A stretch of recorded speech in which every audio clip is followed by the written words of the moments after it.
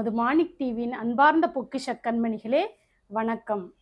அடியேன் ஆதி அந்த மாணிக்க வாசக சிவசன்மார்க்க பீடத்தின் குரு மாதாஜி உங்கள் ஜெயந்தி ஸ்ரீபா சிவாச்சாரியார்.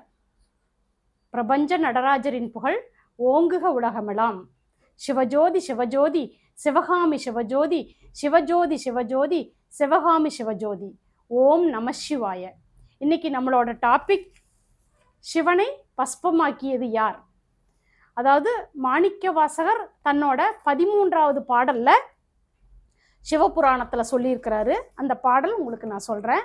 விலங்கு மனத்தால் விமலா உனக்கு கலந்த அன்பாகி கசிந்து உள்ளுருகும் நலந்தான் இல்லாத சிறியர்க்கு நல்கி நிலந்தன் மேல் வந்தருளி நீள்கடல்கள் காட்டி நாய்க்கடையாய் கிடந்த அடியேற்கு அப்படின்னு தன்னோட 13வது பாடல்ல மாணிக்க வாசகர் சொல்றாரு. அதாவது விலங்கு மனத்தால், விலங்கு மனம் அப்படிங்கிறது என்னன்னா முட்டாள் மனம், முட்டாளா இருக்கிறாங்க பாருங்க, அந்த அதுக்குதான் விலங்கு மனம்னு சொல்றாங்க.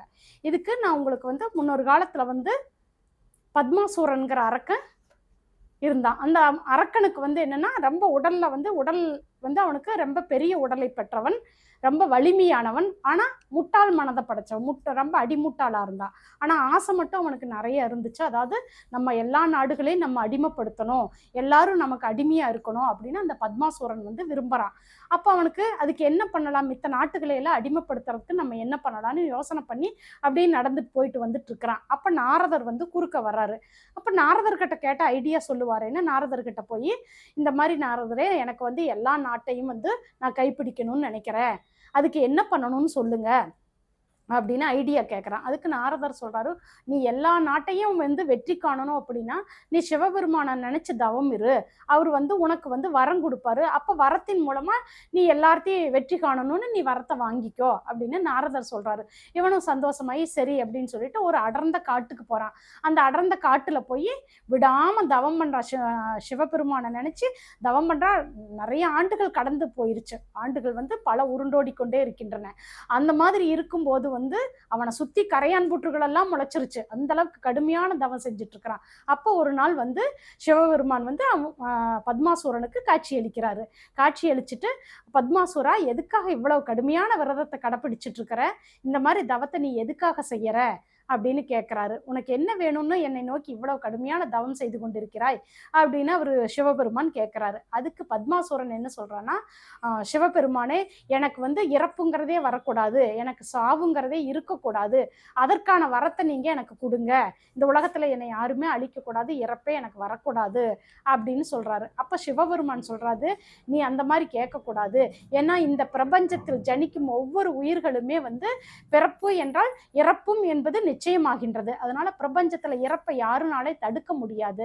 அதனால இறப்பை விட்டுட்டு உனக்கு வேறு விதமான வரம் ஏதாவது வேண்டுமானால் அதை பற்றி கேள் பத்மாசூரா அப்படின்னு சொல்றாரு. உடனே பத்மாசூரன் யோசனை பண்ணிட்டு, சரி எனக்கு யாருமே என்னைய அழிக்க முடியாத வரம், அதாவது என்னோட கையால நான் யார் தலையை தொட்டனாலும் அவங்க பஸ்பம் ஆயிரணும், எரிஞ்சு சாம்பலா போயிடணும், அப்படிங்கிற வரத்தை எனக்கு கொடுங்க இறைவா அப்படின்னு பத்மாசூரன் சிவபெருமான் கிட்ட வரம் கேட்குறான்.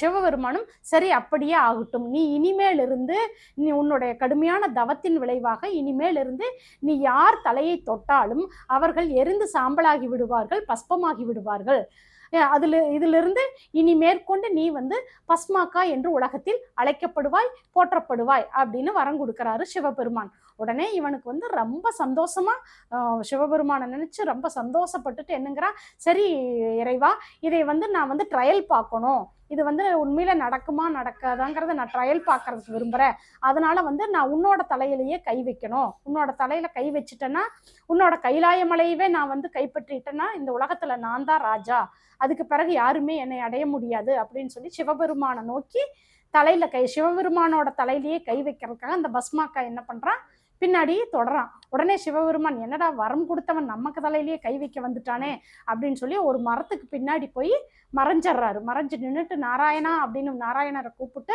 மறைவா போய் நின்றுட்டாரு. ஏன்னா பஸ்மாக்கா தன்னோட தலையில கை வச்சா எல்லாத்து தலையும் எரிஞ்சு சாம்பலாகி விடுவான், யார் தலையில கை வச்சாலும் எரிஞ்சு சாம்பலாகி பஸ்பமாகி விடுவாங்க. அதனால சிவபெருமான் அந்த மரத்து பின்னாடி மறைஞ்சு நின்றுட்டு நாராயணரை கூப்பிடுறாரு. அப்போ வந்து பஸ்மாக்கா வந்து அந்த மாதிரி நடந்து போயிட்டு ஈசனை தேடி நடந்து போயிட்டு இருக்கும்போது ஒரு பெண் வந்து அழகான பெண் வந்து நடந்து போயிட்டு இருக்கிறா. உடனே இவனுக்கு வந்து அந்த பெண்ணை பார்த்து ஆசை வந்துருச்சு. அவளை போய், நீ யார், இந்த அடர்ந்த காட்டுக்குள்ள பெண்ணே யார் நீ, இந்த அடர்ந்து காட்டுக்குள்ள இப்படி தன்னந்தனியா நடந்து போயிட்டு இருக்கிறையே நீ யாரு அப்படின்னு கேட்கிறாரு பஸ்மாக்கா. உடனே அந்த பெண்மணி, நான் தான் மோகினி, நான் வந்து சுவாமி பூஜைக்காக பூ பறிக்கிறதுக்காக டெய்லி இங்கே வருவேன், வந்து பூஜை செய்வதற்கு பூக்கள் பறித்து கொண்டு போவதற்காக நான் வந்து கொண்டிருக்கிறேன் அப்படின்னு அந்த மோகினியும் சொல்றா. அப்படியா, உன்னை எனக்கு ரொம்ப பிடிச்சிருக்குது, உன்னை நான் கல்யாணம் செய்துக்க விரும்புறேன், அதுக்கு வந்து உனக்கு சம்மதமா அப்படின்னு கேட்குறான். உடனே மோகினியும், நீ யாருன்னு எனக்கு தெரியாது இல்லையா, உன்னை பற்றி சொல் அப்படின்னு மோகினி சொல்லும் போது, நான் தான் பத்மாசூரன்கிற அரக்கன், எனக்கு வந்து இன்னொரு பேர் பஸ்மாக்கான்னு அழைப்பாங்க, எனக்கு உன்னை வந்து கல்யாணம் பண்ணிக்கிறதுல விருப்பப்படுறேன், என்ன சொல்ற நீயே, உன்னோட சம்மதத்தை தெரிவிப்பாயா அப்படின்னு பஸ்மாக்கா கேட்கும்போது மோகினி என்ன சொல்றா, எனக்கும் உங்க மேல ஆசைதான், உங்களை கல்யாணம் பண்ணணும்னு எனக்கும் ஆசையா தான் இருக்குது, ஆனா சிறு வயதுல இருந்தே நான் வந்து ஒரு நாட்டியக்காரி, நடனத்திலேயே என்ன 24 மணி நேரம் இருக்கிறவா, எனக்கு வந்து நடனம்னா தான் உயிர், அதனால என்னை கல்யாணம் பண்ணிக்கிறவர் யாரா இருந்தாலும் நடனத்தில் எனக்கு இணையாக ஆடக்கூடியவராக இருந்தால்தான் நான் கல்யாணம் செய்துக்குவேன்னு சிறு வயதிலேயே நான் சத்தியம் செய்திருக்கிறேன், அதனால் உங்களுக்கு நடனம் தெரிந்தால் மட்டுமே என்னை கல்யாணம் செய்து கொள்ள முடியும் அப்படின்னு மோகினி சொல்லிட்டு சொல்றா. அந்த மாதிரி சொன்னோடனே உடனே பத்மாசூரனுக்கு என்ன ஆயிடுச்சுன்னா, நம்ம வந்து நடனம் தெரியலேன்னு சொல்லிட்டோம்னா மோகினி வந்து நம்மளை கல்யாணம் பண்ணாம விட்டுருவா, அதனால நம்ம வந்து அவளுக்கு இணையா நடனம் ஆடுற மாதிரி, மோகினியே நீயே வந்து எனக்கு வந்து நடனத்தை சொல்லி கொடு, நான் உன்னை கல்யாணம் பண்ணிக்கிறேன் அப்படிங்கும்போது மோகினி அப்படியே தன்னோட மோகன புன்னகையை வீசி விட்டு அப்படியே மெல்ல நடக்க ஆரம்பித்தாள். அதிலிருந்து இவனும் பின்தொடர்ந்து செல்ல பஸ்மாக்காவும் பின்தொடர்ந்து நச்சரித்து கொண்டே, நான் நடனம் ஆடுகிறேன், எனக்கு சொல்லி கொடு, நீ சொன்ன மாதிரி எல்லாம் நான் செய்கிறேன் அப்படின்னு மோகினி கிட்ட வந்து பஸ்மாக்கா சொல்றாரு. பஸ்மாக்கா சொன்னே இவளும் சந்தோஷப்பட்டு, சரி நான் சொல்ற மாதிரி அபிநயங்கள்லாம் நீ பிடிக்கணும் அப்படின்னு சொல்லி தன்னோட நடனத்தை மெதுவாக ஆரம்பிக்கிறாள் மோகினி. மோகினி தன்னோட நடனத்தை நாட்டியத்தை ஆரம்பிச்சு ஒவ்வொரு ஸ்டெப்பா வந்து பஸ்மாக்காவுக்கு சொல்லி கொடுத்துக்கிட்டே வரும்போது பஸ்மாக்காவும் என்ன பண்றா, அதுக்கு தகுந்த மாதிரி மோகினி எப்படியெல்லாம் சொல்றாளோ அதை மாதிரியெல்லாம் அவரும் அபிநயம் குடிச்சு தான் வந்து எதற்கும் சளைத்தவன் அல்ல, நடனத்தில் சளைத்தவன் அல்ல அப்படிங்கிற மாதிரி மோகினிக்கு எல்லா செய்கைகளும் எல்லா நடன அபிநயங்களும் செய்து காட்டிக்கொண்டே வர்றாரு. மோகினியும் விடாம சொல்லிக்கொண்டே வரும்போது கடைசியில் மோகினி என்ன பண்றா, தன்னோட வலது கையை எடுத்து தன் தலைமையில வைக்கிறாள். அதே மாதிரியே தன்னை மறந்த உணர்வில் பஸ்மாக்காவும் என்ன பண்றாரு, அந்த தன்னோட கையை தூக்கி தன்னோட தலைமையிலேயே வச்சுக்கிறாரு. தன்னோட தலைமையில வச்ச உடனே அடுத்த நிமிஷமே பஸ்மாக்கா வரத்தின் காரணமாக எரிந்து சாம்பலாகி பஸ்பமாகி விடுகிறான். அத்தோட பஸ்மாக்கா இறந்து விடுகிறான். உடனே மோகினியாக வந்தது இங்கு நாராயணர் தான் மோகினி அவதாரத்தில் வந்தது. உடனே சிவபெருமான் வெளியே வந்து, நாராயணா என்னை காப்பாற்றி விட்டாய் அப்படின்னு சொல்லி சந்தோஷப்படுறாரு. உடனே வந்து பஸ்மாக்கா வந்து அழிஞ்சிடறான். அதனால வந்து யார் ஒருத்தரும் இறைவன் கொடுத்த வரத்தை தவறாக பயன்படுத்தக்கூடாது, நன்மையான வழிக்கே பயன்படுத்த போகணும். இந்த மாதிரி நல்ல வழிக்கு நல்ல வரத்தை வாங்கிட்டு அந்த பத்மாசூரன்கிற அரக்க வந்து அதை தீமையான வழியில யூஸ் பண்ணதுனாலதான் தன்னோட உயிரிழப்புக்கே காரணமாயி அவனே எரிஞ்சு சாம்பலாகி போயிடறான். அதனால அன்பர்களே, யாரும் தவறான வழியில் செல்லக்கூடாது என்பதற்கு மாணிக்க வாசகர் அந்த காலத்திலேயே இந்த பாட்டை பாடி வச்சிருக்கிறார். அதுதான் விலங்கு மனத்தால் விமலா உனக்கு. விலங்கு மனம் என்பது இங்க எதை குறிக்குதுன்னா, அதாவது முட்டாள் மனத்தை, அறிவு கட்ட மாதிரி எதையாவது ஒண்ணு கேட்கறாங்க பாருங்க, அந்த மாதிரி விலங்கு மனம், பகுத்தறிவில்லாம தன்னோட பாதையில போறதா விலங்கு மனத்தால் அப்படிங்கிறாரு. விலங்கு மனத்தால் விமலா உனக்கு. விமலா அப்படிங்கிறது வந்து இங்க வந்து இறைவன் சிவபெருமான் வந்து, அதாவது மும்மலமும் மலம் அற்றவன் அவரு. அதனாலதான் அவரை நிறைய பாடல்களை விமலா அப்படின்னு வரும் சிவபுராணத்துல. விமலா என்பது சிவபெருமானை குறிக்கக்கூடிய பெயர். கலந்த அன்பாகி, அதாவது மாணிக்க வாசகர் தன்னோட அன்பையெல்லாம் கலந்து அன்பாகி கொடுக்கிறாரு. கசிந்து உள்ளுருகம், அந்த கசிந்து தன் உள்ளமே உருகிற அளவுக்கு கொடுக்கிறாரு. நலந்தான் இல்லாத சிறியேற்கு நல்கி, எந்த நலனும் இல்லாத இந்த சிறியேற்கு கூட நல்கிய சிவபெருமானே, நீள்கடல்கள் காட்டி எனக்கு வந்து உன்னோட நீள்கடல்கள், அதாவது அடிமுடி தெரியாத அவர் வந்து தன்னோட நீள்கடல்களை எனக்காக சிறிதாக்கி நீ எனக்கு காட்சி கொடுத்தாயே. ஞாயிற்கடையாய் கிடந்த அடியேற்கு.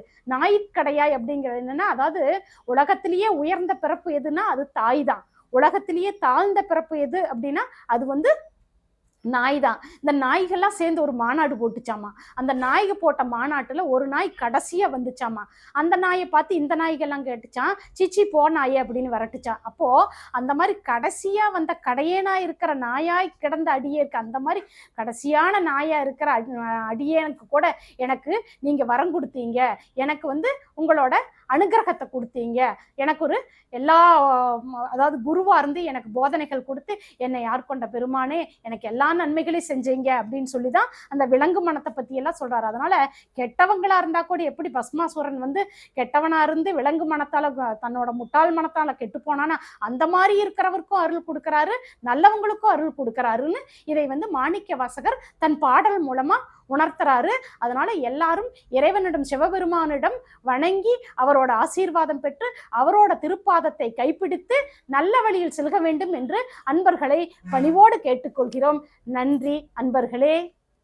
நமது மாணிக் டிவி அன்பர்களுக்கு ஒரு வாய்ப்பு கொடுக்குறோம். அதாவது நமது மாணிக் டிவியின் மூலமா இந்த சேனலை சப்ஸ்கிரைப் பண்ற அன்பர்களுக்கு மட்டும் நமது சேனல் மூலமாக நமது பிரபஞ்ச நடராஜரின் திருக்கோயில் மூலமாக மகாலட்சுமி கடாட்ச தாயத்து ரூபாய் 5000 மதிப்புடைய தாயத்து வேள்வி குண்டத்தில் சிவாச்சாரியர்களால் பூஜிக்கப்பட்ட உச்சாடனம் ஏற்றப்பட்ட தாயத்து மகாலட்சுமி கடாட்ச தாயத்து அதாவது நம்ம சேனலை சப்ஸ்கிரைப் பண்றவங்களுக்கு மட்டும்தான் இது நாங்கள் வழங்குறதா இருக்கிறோம். யாரா இருந்தாலும் எங்களையும் ஒரு பொருட்டா மதிச்சு இந்த வீடியோவை பார்த்த அனைவருக்கும் எங்களது கோடான கோடு நன்றியை தெரிவித்துக் கொள்கிறோம். அதனால அன்பர்களுக்கு இந்த வாய்ப்பை நாங்கள் இலவசமா பண்ணி கொடுக்குறோம். அந்த லக்ஷ்மி கடாட்ச தாயத்து வாங்குறவங்க சப்ஸ்கிரைப் பண்ணிட்டு உங்களை பத்தின டீட்டெயில்ஸு, பேரு டீட்டெயில்ஸு, கான்டாக்ட் டீட்டெயில்ஸ் எல்லாம் நம்மளோட கமெண்ட் பாக்ஸ்ல தெரிவிங்க அன்பர்களே. நன்றி, வணக்கம்.